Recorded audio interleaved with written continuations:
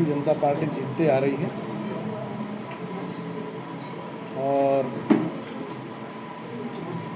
उन 25 सालों में कोई यहाँ कोई विकास मुझे देखने को नहीं मिला। और जब मैं यहाँ पे आया, देखा सारी चीज़ें, और यहाँ का जो पिपरिया विधानसभा के लगभग समस्त संगठन, एक दो छोड़ के, उन्होंने कमलनाथ जी से बात करी कि साहब हमारे क्षेत्र में कोई विकास नहीं है, बड़ा भय का माहौल बना रहता है, कार्यकर्ताओं को प्रशासन द्वारा फंसा दिया जाता है और हम चाहते हैं कि छिंदवाड़ा जैसे विकास हो और छिंदवाड़ा जैसे निडर कार्यकर्ता यहाँ रहें। तो इसलिए जब यहाँ का पूरे पिपरिया विधानसभा का संगठन ने कमलनाथ जी से बात करी, उनसे मांगा कि आप एक अच्छा प्रत्याशी है जो आपके करीबी हो उनको भेजाओ। तो कई बार कमलनाथ जी ने टाले। उसके बाद जब यहाँ की बहुत सारे लोग एकत्रित होकर कमलनाथ जी कहने लगे, तो मैं आपके बीच में यहाँ पर हूँ, और मैं हूँ इसलिए कि हम और आप सब मिलकर, मीडिया के साथ मिलकर, हम छिंदवाड़ा की तर्ज पर पिपरिया का विकास करेंगे। कमलनाथ जी ने कहा है कि मैं गोद पिपरिया को लूँगा। तो यहाँ के लोगों ने साहब कहा कि नहीं, वो तो ठीक है साहब, लेकिन हम भी आपके छिंदवाड़ा जामे लगा हुआ है, तो आप हमें गुरुचरण खड़े को दो, हम उसको पूरी पिपरिया विधानसभा गोद ले लेंगे। तो यहाँ मैं 1.5 साल से लगभग काम कर रहा हूँ। मेरा यहाँ पे मकान भी है, मेरी मटकुली के पास ज़मीन भी है, सारी चीज़ें। यहाँ मेरे बहुत सारे रिश्तेदार हैं, चाहे दयाराम जी हों या हमारे वो राधे श्याम सिंह जी हों, हमारे अभी ममता नागोत्रा जी के पापा हों, और कई हमारे यहाँ रिश्तेदारी लगी रहती है। हमारी माँ का ममियारा है यहाँ।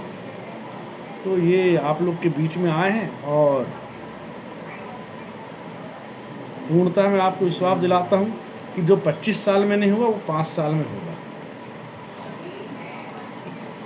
यदि आप चुनाव जीत जाते हैं तो सबसे पहले आपकी क्या प्राथमिकता रहेगी? मेरी प्राथमिकता जिला बनाने की रहेगी। पहला काम मेरा कि मैं उस काम के लिए आगे बढ़ूंगा आप लोग सबके माध्यम से, कि हम इस पिपरिया विधानसभा को हम जिला बनाएं। एक आप चर्चा बनी हुई है कि आप मतलब लोगों की जानकारी नहीं लग पा रही, का मूलतः निवासी कहाँ से है? मेरा मूलतः निवास अभी तो 1.5 सालों से मैं पुरोहित गार्डन के सामने एक मैंने मकान लिया हुआ है, मैं वहाँ पर रह रहा हूँ मेरे परिवार के साथ में 1.5 साल से। और मैं बीच बीच में काम करते रहा यहाँ पे कि भाई क्या स्थिति बन रही है, क्या है, बहुत ज़्यादा वो नहीं किया, लेकिन इसलिए नहीं किया कि जब कमलनाथ जी ने संगठन को कहा कि ठीक है मैं जा रहा हूँ, तब मैं यहाँ ऊपर आके सब लोगों से मिल जुल रहा हूँ, काम कर रहा हूँ, गांव-गांव जा रहा हूँ, लोगों की समस्या जो हो सकता है प्रयास कर रहा हूँ कि हम सरकार कैसे बनाएं और विधायक यहाँ पे हम कैसे जिताएं। आप अनुसूचित आयोग में अभी राज्य मंत्री दर्जा प्राप्त है जी। वर्तमान समय में हम देख रहे हैं पिछले सालों से यहाँ पर दलितों के ऊपर, अनुसूचित जाति जो लोग हैं उन पर कार्रवाई नहीं हुई है। कई ऐसे आरोप लगते रहे, कमलनाथ जी भी आए तो उन्होंने भी ये बात उठाई कि उनकी सुनवाई नहीं होती है। आपने इस पौधे पर रहते हुए कितना यहाँ के लोगों की आवाज़ उठाई? देखो, यहाँ के लोगों की आवाज़ जो मेरे पास में लिखित आवेदन या मौखिक जिन्होंने बोला है, तो मैंने अपने तरफ से पूरा प्रयास किया, लेकिन ये प्रशासन इतना गूंगा बहरा है कि आयोग एक संवैधानिक संस्था होती है, उसके बाद भी हमने कई चीज़ें इनसे मार्गदर्शन इनको दिया, दिशा निर्देश दिए, लेकिन ये सरकार दलितों पे अत्याचार रोकने में असक्षम रही है। आपका बाहरी प्रत्याशी को लेकर काफ़ी विरोध चल रहा है पार्टी में, इस पर क्या कहेंगे? तो बाहरी तो कोई बात, बाहरी और अंदर कोई बात नहीं। मैं तो यहाँ 1.5 सालों से रह रहा हूँ, मेरे रिश्तेदारी है, मेरा आना जाना है, सारी चीज़ें। इतना बड़ा संगठन अगर मेरे को पहले से नहीं जानता तो क्या ये आज दिलीप साहू जी बैठे हैं, श्रीमंत जी बैठे हैं, ये हेमराज जी बैठे हैं, ये अपने रमेश भैया बैठे हैं, हाँ, हमारे पांडे जी बैठे हैं, इतने सारे लोग को मैं बाहरी रहता तो पहचानता क्या? आज यहाँ के अंदर वालों मतलब जो भी हैं, मैं उनको अपने भाई लोग हैं, ये सब भाजपा के द्वारा फैलाया गया मकड़ जाल है, क्योंकि भाजपा डर रही है कि कमलनाथ जी का चेहरा यहाँ पे चुनाव लड़ेगा तो हमारा बोरिया बिस्तर बंध जाएगा।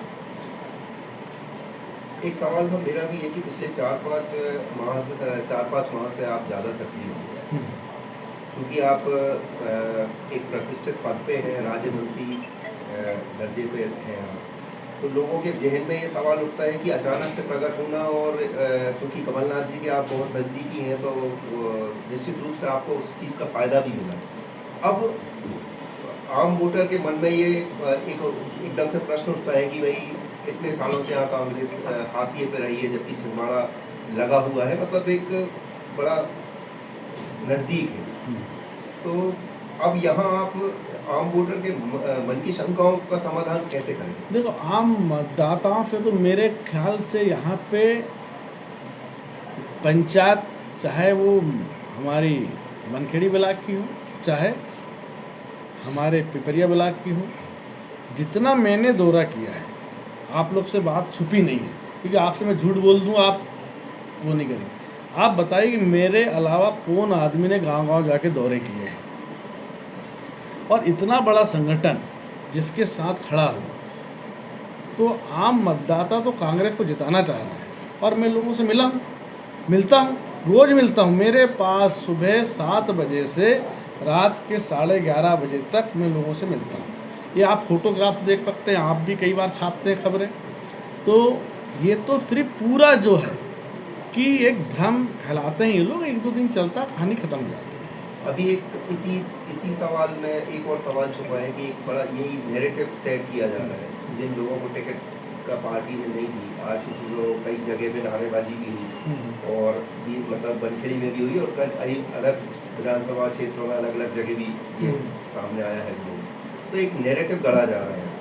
देखो, ये एक साजिश है भारतीय जनता पार्टी की।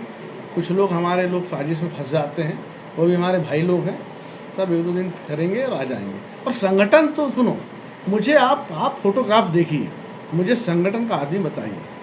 वो तो 10-20 लोग किसको भी खड़ा कर लो और कुछ कर लो, तो इससे कोई वो नहीं होता। संगठन के जवाबदार लोग जो बूथ पे जिताते हैं, हराते हैं, जो जनता जनार्दन है, वो कांग्रेस के साथ है, कमलनाथ जी के साथ है और हमारे संगठन के साथ है।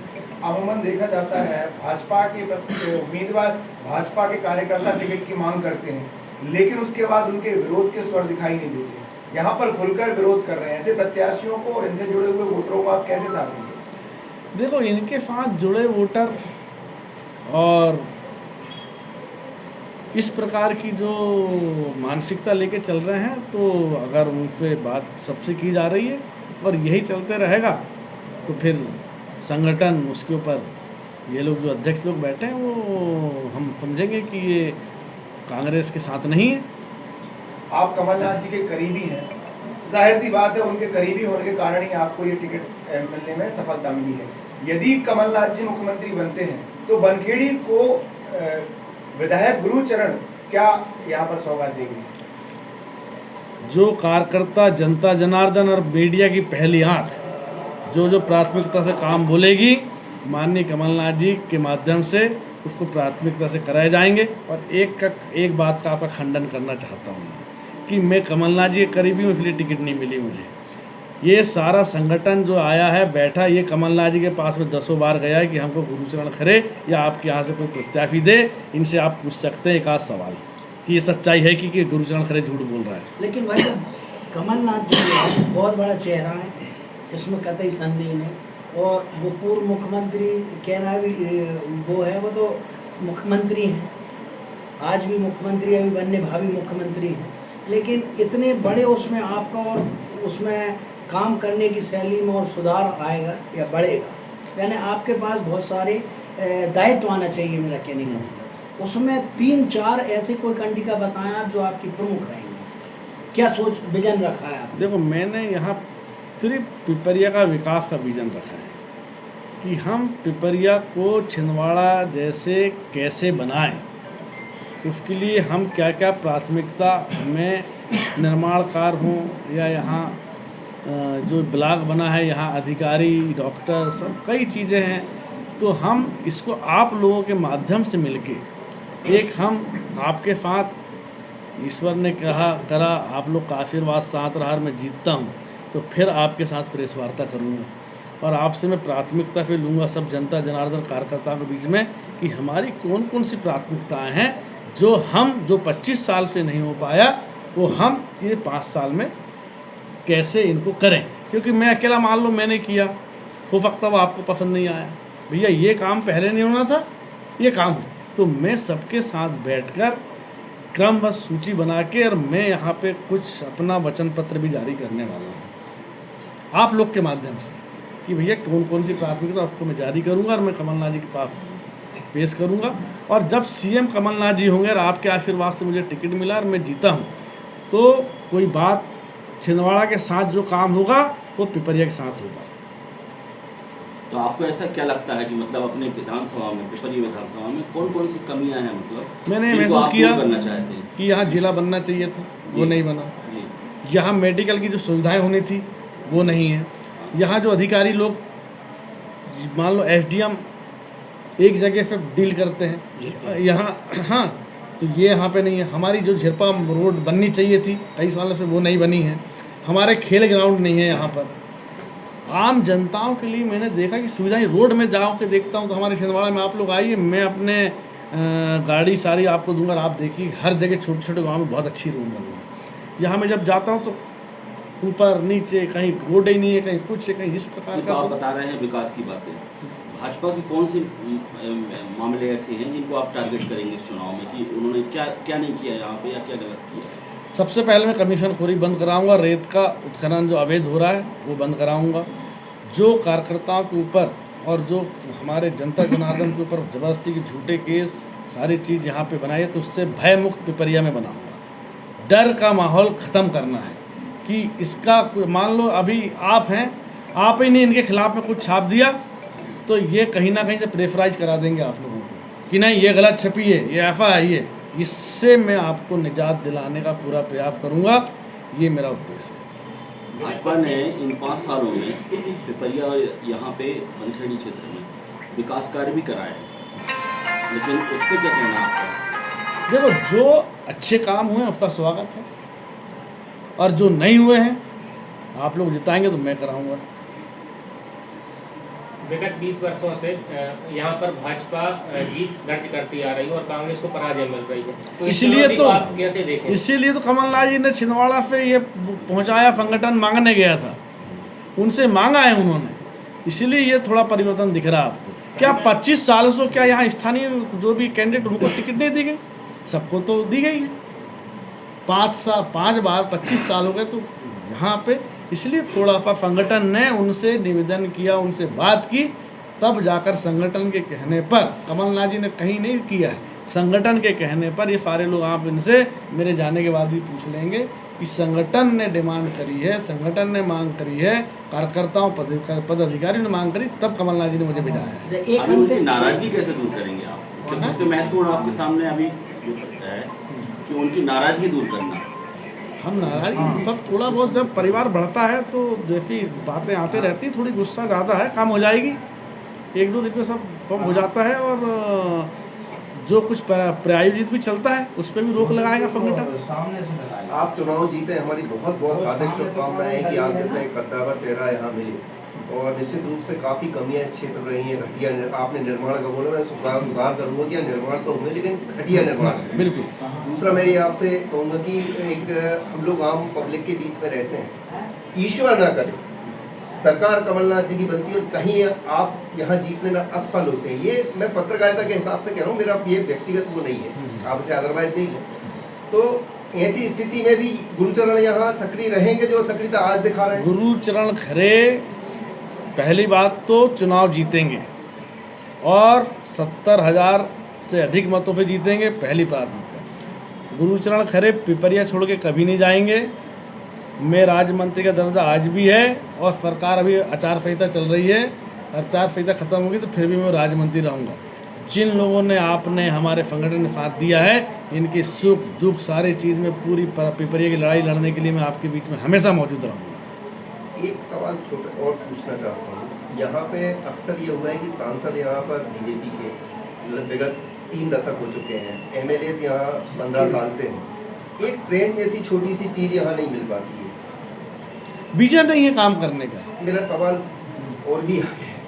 ट्रेन जैसी चीज़ नहीं मिलती है, झिरपा नहीं मिलता है, दूधी बांध का लगभग 3 से 4 बार पूजन हो जाता है। तो ये ऐसे ज्वलंत विषय हैं कि इन पे आपका बेबाकी से पब्लिक के सामने आप किस ढंग से रखेंगे कि मतलब जो हुआ है, जो सिर्फ दिखावा है, या वोट के चुनाव आते हैं तो पूजन होते हैं, नारियल फूटते हैं, लेकिन हकीकत में ज़मीन पे आप जैसा बता रहे हैं कि आपने देखा होगा क्षेत्र में विकास विकास ना के बराबर। यहाँ विकास कार्य तो कमीशन के लिए छोटे मोटे जो होते हैं कमीशन खोरी के लिए होते हैं। घटिया निर्माण कैसे कराएं, मैं बहुत सारी बातें कहना नहीं चाहता। यहाँ छोटे से स्टॉपेज नहीं है। हमारे छोटे छोटे जगह पे छिंदवाड़ा में ट्रेन रुकती है, आपने देखा होगा। यहाँ पे गए 5 किलोमीटर रुक गई, फिर गए वहाँ रुक गई। छोटी छोटी काम करने का विजन चाहिए। इन लोगों को काम नहीं करना, जनता को गुमराह करना है। कुछ भी करा दो। यहाँ की बात अपन करेंगे तो ये पाकिस्तान की बात करेंगे, हम बोलेंगे यहाँ का मंदिर नहीं बन रहा तो वो और कहीं की बात करेंगे। इनसे बोलेंगे हिंदू मुस्लिम करा देंगे। किसी भी प्रकार सिर्फ जनता को गुमराह हम कैसे करें, ये इन्होंने सीखा है। काम करने का इनको पहली बात तो विजन नहीं है, आइडिया नहीं। सिर्फ इनको मालूम है कि यार हम तो कुछ भी भ्रम फैलाएं, वोट मिल जाएंगे। लेकिन अब जनता, मैं घूम रहा हूँ पूरे गांव-गांव, जनता समझदार हो गई है। इस बार इनको बिल्कुल सबक सिखाएगी और जितने आपने काम बोले हैं प्राथमिकता के आधार पे यहाँ पे किए जाएंगे। सर एक सवाल था, यहाँ पर हमेशा ये होता रहा है कुछ पीछे कुछ बीते वर्षों से कि जिसकी सत्ता उसकी रेखा। क्या आपकी सत्ता आने में चेंज होगा? हमारी सत्ता आएगी। अवैध, आपको मैं यहाँ बोल के जा रहा हूँ, फिर मिलूँगा। हमारी सत्ता आएगी। अवैध नर्मदा मैया का अवैध रेत उत्खनन बंद किया जाएगा। यहाँ दूधी मैया नहीं, दूधी है, मतलब वहाँ पे हैं। यहाँ दूधी नदी है, जितने भी यहाँ पर हैं, सांडिया हैं, सारी चीज़ जो भी हैं। हम देखो, रेत तो लोगों को लगती भी है, जरूरत भी पड़ती, लेकिन भ्रष्टाचार नहीं होगा, अवैध नहीं होगा, कमीशन खोरी नहीं होगी। जो रेत आपको अगर 3000 मिल रही तो हम प्रयास करेंगे जब कमीशन खोरी नहीं रहेगी तो 800 मिले, आम जनता को सुविधा मिले। और कोई उसका ठेकेदार नहीं होगा बहुत बड़ा कि एक आदमी ने पूरा चला रहा है कि 540 ट्राली चलनी है तो एक आदमी तय करेगा, ऐसा नहीं है। आप लोग तय करेंगे, यहाँ की जनता तय करेगी। कोई गरीब आदमी भैया अगर इसके थोड़े बहुत बीवी बाल बच्चे पालना है तो अपने यहाँ पे ट्राली वाली ला के चला ले, लेकिन ठेकेदारी नहीं होगी। पिछले चुनाव में देखा, स्थानीय जो उम्मीदवार थे कांग्रेस से, उन्होंने हार का फासला कम किया। आप अभी शुरुआत कर रहे हैं, आप नवीन हैं, जीरो से प्रारंभ करेंगे, समय कम बचा है, कैसे आम मतदाता तक पहुंच पाएंगे आप सारे क्षेत्र में? देखो, मैं तो अभी कम से कम 6 महीने से घूम रहा हूँ, काफ़ी मैंने मतलब गांव कवर किए हैं। और इस बार चेहरा कमलनाथ जी, गुरुचरण खड़े नहीं है। कमलनाथ जी को लोग मुख्यमंत्री बनाना चाह रहे हैं, इसलिए यहाँ की जनता जनार्दन कमलनाथ जी को वोट करेगी। और कोई भी? सर एक बात आपने यहाँ पहले पूछी थी, मूलतः रहने वाले कहाँ के हैं? आपने हमारे कहाँ पे परिया के?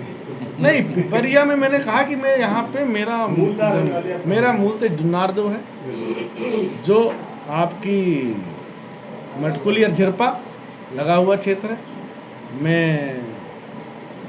जुन्नारदेव का मतलब मेरी पैदाइश है और 1.5 साल से लगभग मैं यहाँ रह रहा हूँ। लास्ट सवाल मैं ये पूछना चाहूँगा कि पिपरिया विधानसभा एक ऐसी विधानसभा रही है, यहाँ पे बड़े बड़े दिग्गज भी आए हैं चुनाव लड़ा। 2003 में निखरा जी ने चुनाव लड़ा और तीसरे नंबर पर। तो आपके पास ऐसी क्या रणनीति है कि आप जीत का दावा करें? देखो, रणनीति और प्रबंधन के साथ साथ जनता जनार्दन का जब तक प्यार आपको नहीं मिलेगा, तो मैंने आप अब मुझसे घुमा के पूछ रहे हैं, मैंने कहा इस बार चेहरा कमलनाथ जी का है। कमलनाथ जी को जनता जनार्दन मुख्यमंत्री देखना चाहती है। जो चोरी डकैती कर ली गई थी सरकार को, तो चोरी का कलंक जनता मिटाना चाहती है। इस बार इसलिए वो बॉर्डर वाली नहीं, 150 सीटों के ऊपर जिताने वाली है। तो इस बार कमलनाथ जी। एक और मेरा ये सवाल है कि यहाँ पे कांग्रेस सेंट्रलाइज्ड होती चलती है, तो क्या आप उसको जो सेंट्रलाइज्ड कांग्रेस है उसको डिसेंट्रलाइज करने का काम? मैं यहाँ पे असली कांग्रेस खड़ा कर रहा हूँ और मैंने लगभग मैं इसमें सफल हुआ हूँ। असली कांग्रेस आपको दिख रही है। देखिए, दिख रही है आप तो दिख रही है, लेकिन अगर और हमेशा दिखते रहेगी, हमेशा असली कांग्रेस दिखते रहेगी। जो थोड़े बहुत हैं, कुछ हैं अभी, वो भी सब आएंगे करेंगे, लेकिन अब जो सही में कांग्रेस है वो आपके साथ मिलजुल के काम करेगी। विधायक ठाकुर दास नागवंशी को आप चुनौती मानते हैं भाजपा से? नहीं, मैं तो भाजपा से तो कोई भी लड़े, यहाँ तो चुनाव कमलनाथ जी लड़ेंगे। यहाँ पर एक तरफा वोट जाते हैं, पिछले चुनाव हम देखें सांसद महोदय से मांग करते हैं ट्रेन रुकवाने के लिए, जहाँ से उन मांग करते हैं वहाँ नहीं रुकवाते, दूसरी जगह रुकवा देते हैं। यहाँ की मैं आपको स्थिति बता रहा हूँ, जनता बीजेपी पर इतनी मेहरबान है, तो आप उसका जो बीजेपी का मोह भंग है उसको कैसे दूर करेंगे? मोह भंग देखो आप लोगों ने कर दिया है और मैं आपका सहयोग कर रहा हूँ।